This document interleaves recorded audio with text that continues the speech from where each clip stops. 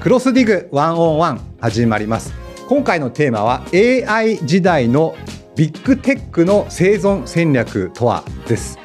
クロスディグの皆さんX 見てますか？ツイッター。私自他とも認める追廃なんですけど、今日はイーロン・マスク氏の右腕とされているヘッドプロダクト、この X のプロダクト責任者のニキータ・ビアさんをアメリカからお呼びして直接聞きます。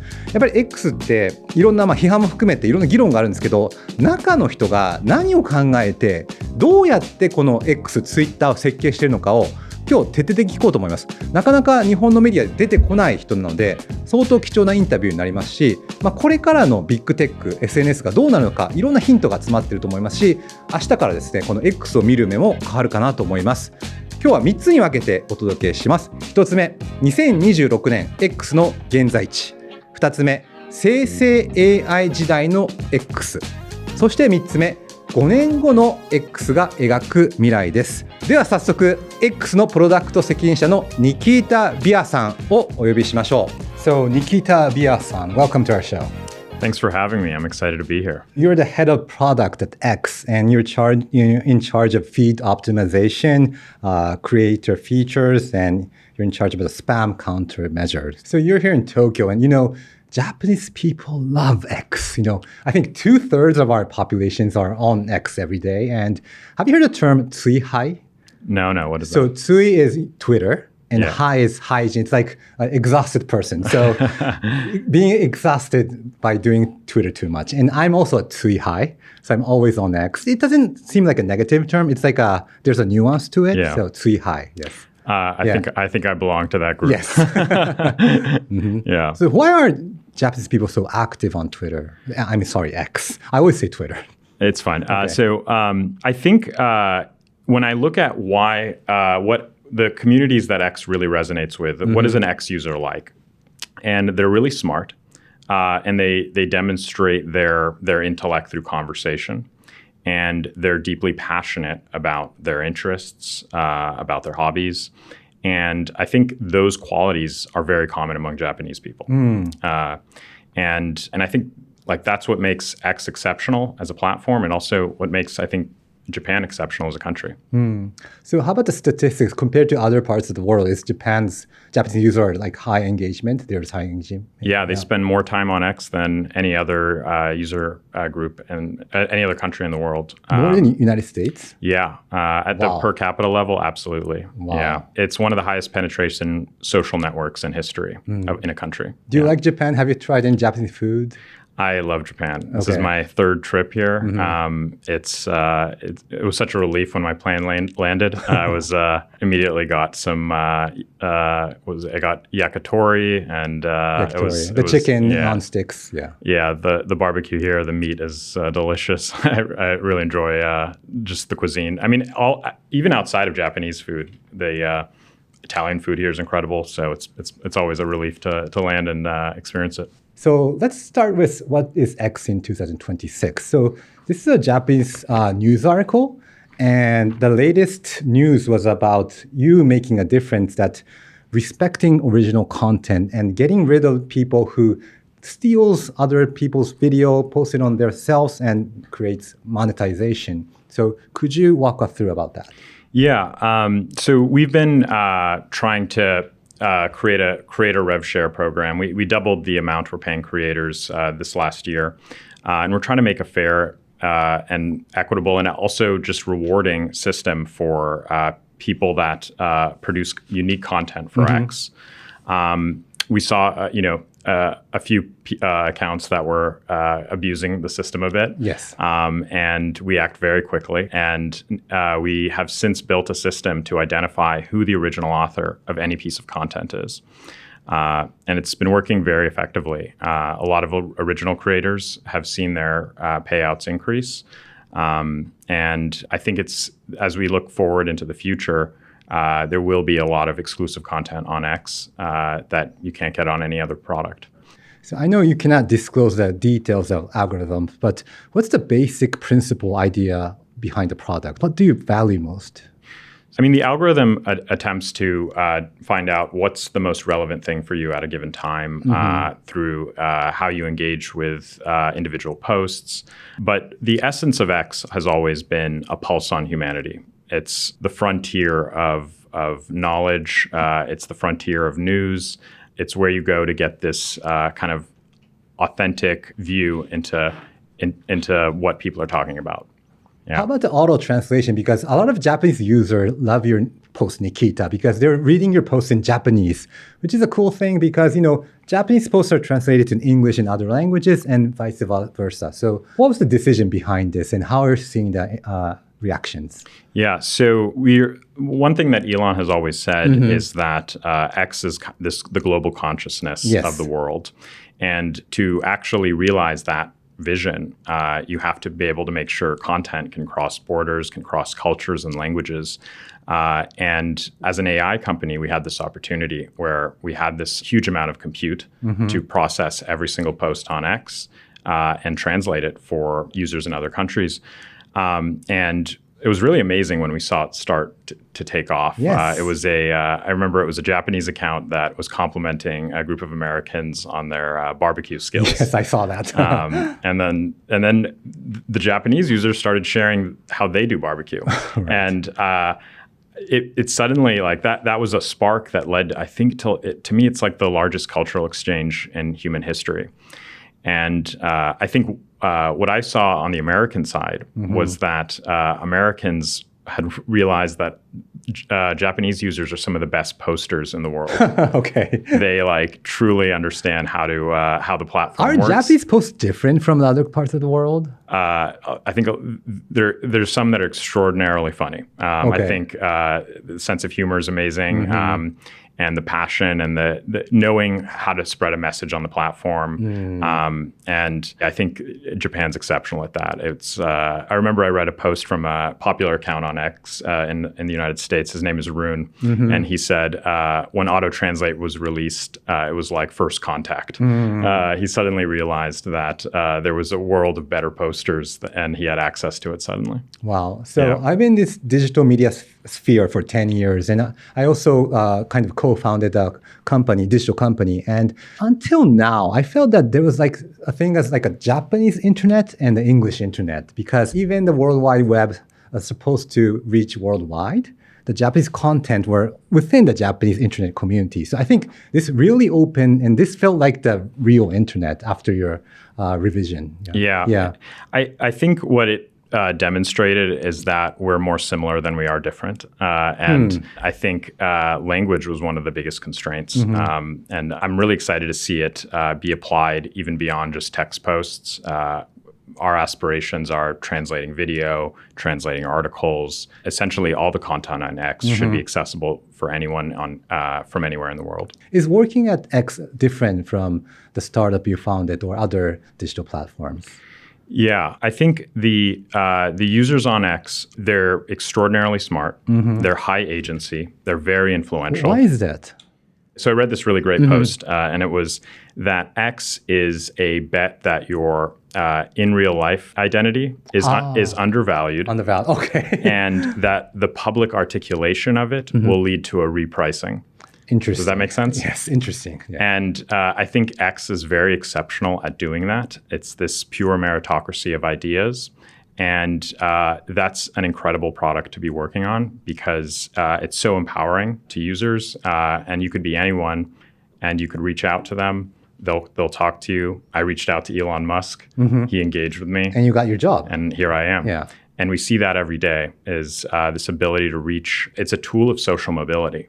And I think that's something that we want more people to realize as we grow the product is it's actually not like it's not this kind of waste of time, doom scrolling. It's actually a place where you can elevate yourself. Since you mentioned Elon, I saw your post that you posted to Elon and said, hire me to run Twitter as VP of product. And he saw this and he hired you. Well, so that was a shortly after he had acquired the company. Okay. And I think I was running a startup at that time. It actually didn't lead to much immediately afterwards. Oh, yeah, it's 2022. So Yeah. 3 years before you joined X. Yeah. But I was a few years later, I started advising XAI. And that's how I got to know him. And I got to know some of the people at X as well. And so when the opportunity came up to work on X, which I think is the most important communication tool and software in the world and in history, I just leaped at it. It's been kind of a dream come true to work on the product that I use, I think, every second of the day. I have Every second. My screen time is probably very shameful. Like 10 hours? It's extraordinary. Okay. It's like, I love your post because you've officially posted your way to the top. Yeah. Yeah. Yeah, that was a fun announcement. And once I got in, we immediately got to work. We rolled up our sleeves. We went, I think within the first month, we had went from 78 in the US App Store all the way to a peak position of number 2. Congratulations. Yeah. Because you said downloads increased by 60% since you joined July 2025, and subscriptions surpassed $1 billion.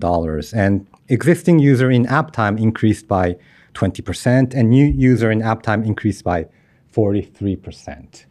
So I'm just curious, what is like working with Elon? Yeah, I think it's certainly the hardest job in the world that I've ever done. Yes. Like, I don't think I'll ever have a job harder than this. Okay. Working with Elon, what I had to kind of adapt to was, I think in a lot of consumer software, you're looking for shortcuts. You're looking for kind of quick wins here and there. But Elon has this ability to see what the terminal state of a product of a company is and push you to build toward that. He always takes the high road, despite how challenging it might be and how many obstacles, and even if it might lead to failure.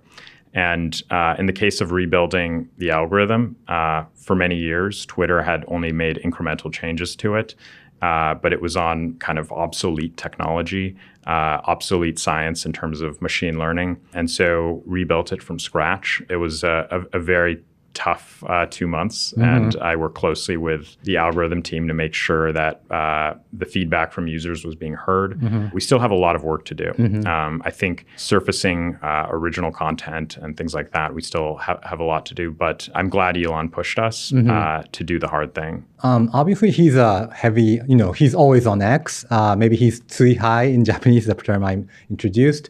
Any insights or advice you got from him that you have any memory or was impressive? Yeah. As we were working through some of these creator issues and also some of the spam issues, we got a lot of negative feedback from some users.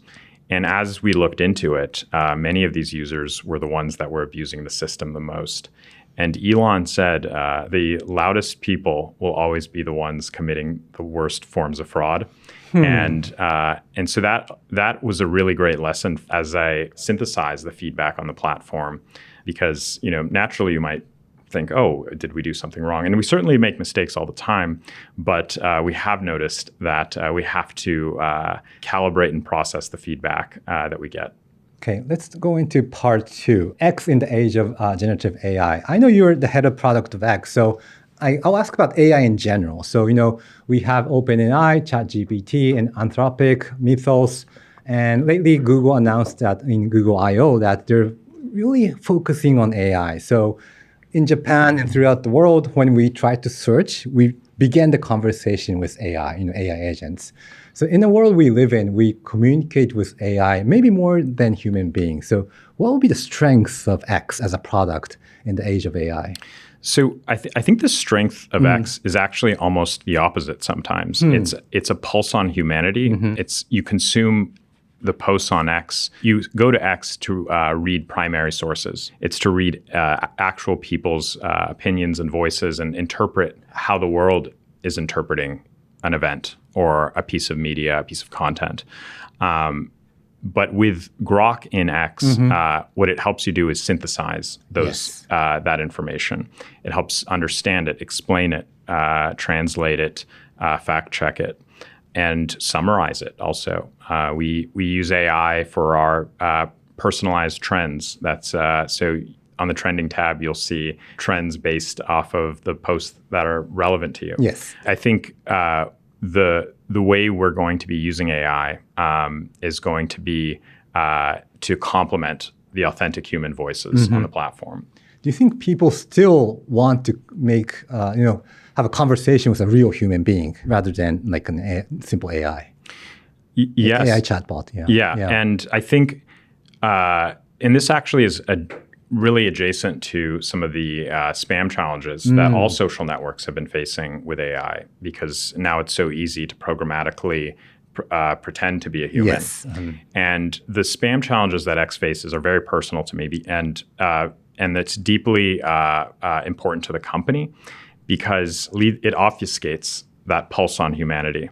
And so we now use AI to determine if something is AI. Okay. And this wouldn't have been possible without having a frontier large language model embedded into the company. We're making a lot of progress on that front as well. Yeah. So when we look at the internet as a whole, I think in the future, there'll be a lot of more AI generated content. So it'll be the human created content will be maybe a rare content. So do you want to keep the X platform human-centric and posts made by human, like 80 or 90% made by human or 100%?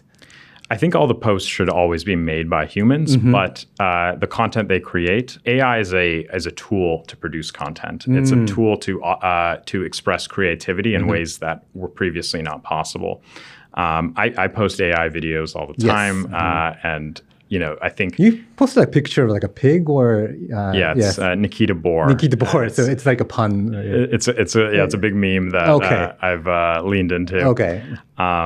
But that was created by a user. Yes. It's not that he's programmatically writing to the platform. He's using his creativity, his prompting, adding music, editing it. So I feel it's a tool that complements the creativity of humans. And I think we'll see not just video, but videos. We're in the early stages of video too. Right now, we're making 1-2 minute videos, but I imagine full-length films being created with AI and people sharing it on X. Yes. Yeah. So the video of the pig you posted feels very human. It's very funny, humorous. But how can you make the difference between like using AI in a bad way and also in a creative way? So how can you differentiate that and keep the human-centric post on X? Yeah. Our basic principle is that a machine should not be talking to a human unprompted. So we certainly, you can tag Grok. You could, if you summon a bot, but if it's communicating with you unprompted without summoning it, then that is effectively spam, and that's where we've held a very strong line in terms of the rules of the platform. Among all the digital platforms and AI platforms, what will be the strengths of X, and what will be the unique role now and also in the future? So I touched on this earlier, but that X has the most powerful, influential, highest agency, smartest people in the world, richest to like. And I, as a creator, built an audience on X before I joined the company. And it was hugely rewarding. I think it was probably the most impactful thing that I've done in my life. I think everyone has that opportunity to become the subject matter expert on X. I've always encouraged people when they say, like, how do I build an audience on X? Yes, and like any advice for our audience who want to start their own account. And it's, I think it's really simple. And it's just, what do you know about more than anyone else in the world? What can you do that no one else can? And it's when those talents surface, it's where you see the greatest success. And there's always something that, if you know most about food or travel, for me, I started posting about social network product development. And that's how initially I built my audience. I've seen many others do similar. Yeah. So instead of like stealing other people's content, you should, give your own voice and tell the world what you love about, what you're good at. Yeah. And I always said you can measure the value of an X account by the doors it opens for you in real life. And so as you build your audience, think about what doors it can open for you. And generally, that's the direction you should build toward. That's a good comment because in Japan, there's a term called input zombie. Have you heard that? Yeah. Impression zombie. So there are people who, if there's a X post who goes viral, like people just come and to just monetize. Yeah. Both Japan and the United States were targeted by a lot of reply spam. Reply spam, yes. Yeah. And what they're trying to do is they're looking for verified followers to eventually monetize their account. And that issue is really personal to me. I think, as I mentioned, it distorts this pulse on humanity. Yes. And we've made massive progress on this. At the peak, I think we were suspending 1.7 million of these bots every week. We have a full model now to detect when someone is programmatically writing replies. But we have a lot more to come. We rebuilt our onboarding process. So we've closed the front door to X. You can't automate account creation. And then the third thing that's going to be in the coming weeks is biometric checkpoints for the highest risk users. And this has been a frequently discussed topic by social networks, and in the age of AI, how do you verify someone's a human? Yes. And we had to think about this very deeply with X because a lot of accounts are under pseudonyms. You have whistleblowers, political dissidents, and they need privacy. Yes. So there's a number of ways to do it that doesn't necessarily identify you. For example, Face ID on iPhone never leaves the device. We've looked at new technologies with scanning your palm, just motion with your hand. We're going to be launching something very soon that should reduce the reply spam on the platform even more. But we've made tremendous progress these past couple of months. Only would have been possible with XAI. So it proves that you are an actual human being, but at the same time, it protects the person's privacy because there's some whistleblowers who want to keep their privacy in order to raise their voices. Correct. So I asked this question before, but I'll ask it again. What do you value most when you want to improve X? Is it user experience or freedom of speech? Yeah. The core challenge, even since the Twitter days, has been activation. It's finding your interest group. And it's not something that you can just guess based off someone's inputs when they create an account. And for me, that was the magic moment when I discovered other consumer software builders and I found my community. I've always said within, like at the office, we will have succeeded if when a plumber signs up for X, they can find other plumbers. It sounds it sounds really silly, but there are plumbers on X. And we have to find that interest of yours and connect you with those people and have to do it as quickly as possible. You have very little time to prove your value to a user, and getting users to that aha moment is critical for X, and I think generally for any consumer software. But for X, it's challenging because of how we focus on interests. Do you want every single person on the planet to be on X? I think that's been our vision since the beginning, and I think the more we can do to help people understand the value that it's not necessarily breaking news, it's not necessarily politics. There's so much more on X, and I think Japanese users have truly understood that, and if we can replicate that in other markets to show that you can find your interest groups here. I think we as a company will be the biggest social network in the world. Is there anything you learned from Japanese users? Anything you learned? One of the things that we're trying to get better at is understanding the unique use cases of X in Japan. It's the most passionate user base on the platform, the most active, and there's a huge manga community on the platform. Manga, yes. Comic books, yes. Yeah. And looking at how that interest group succeeded, we would like other art forms on X to succeed that are relevant to Americans. And just yesterday, a user has told me, you can only post 6 photos per post, but manga has many, they need a full carousel. And so we're trying to make sure that all this feedback ends up getting surfaced back to us in California, so that we can serve our users here. Just giving a context for the international audience. So in Japan, manga artists post their manga. So it's kind of a test market for them. Yeah. And for manga, they post it on X. If it becomes popular, a publisher reach out to them and it becomes a real manga and become published. So yeah, I think that's the ecosystem. And that's actually the magic of X is like it's this tool for social mobility. And it's where an artist, they were undervalued in real life and then they suddenly got repriced. And I think the Japanese community has deeply understood that and has leveraged it to the maximum extent they can. Okay, let's talk about the future. So part 3, X in 5 years. So picture X in 2031. What does it look like?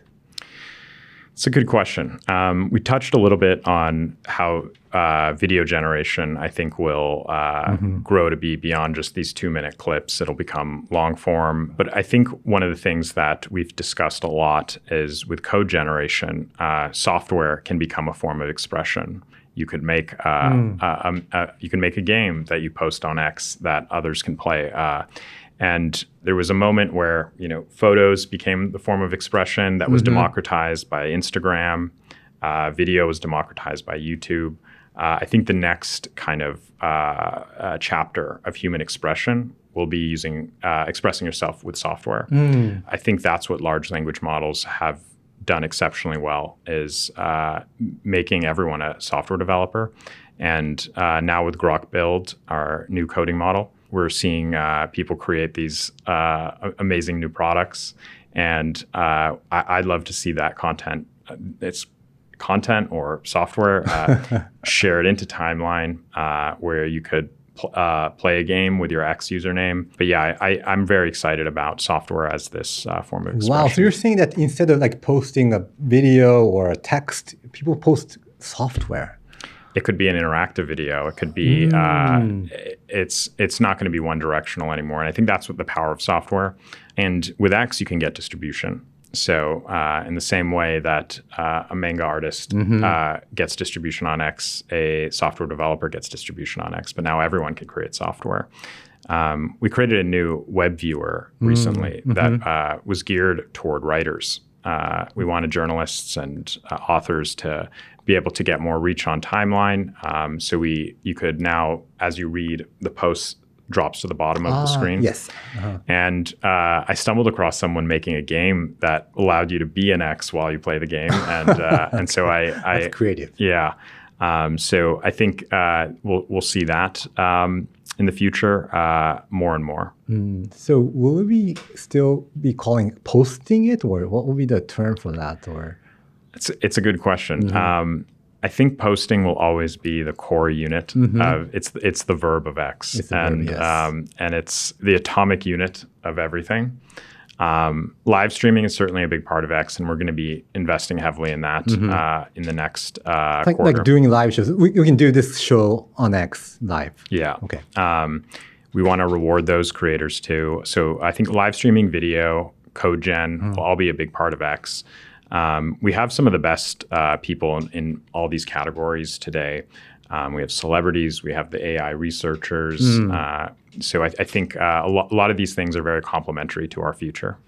So posting software, I think it's interesting, but what will be your the moonshot or the wildest expectations in 5 years? Yeah, I think the form factor of Timeline, it's always been the area that we have the most product market fit.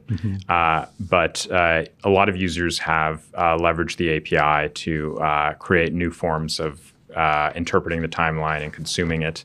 I saw someone make a podcast out of their timeline. So as they're driving, you could imagine people creating a video version of their timeline, like a news broadcast. I think only those types of kind of ideas are going to be possible because of AI. Yeah. What will be your legacy you want to leave on this platform? Yeah. I think, X is the global town square, and I want to make sure the guardrails are in place to secure the integrity of it. And that includes, making sure that we don't obfuscate that pulse on humanity. that foreign governments don't influence people in a way that they shouldn't. Of course, like during elections, no. Artificially inflating a narrative.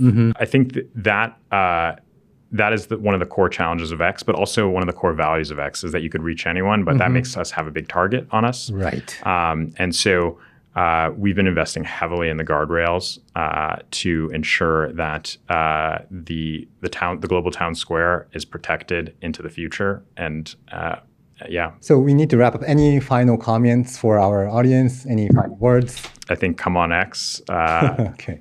Build your audience. Okay. And post something you love most. Yeah. Yes. Show the world what's great about you.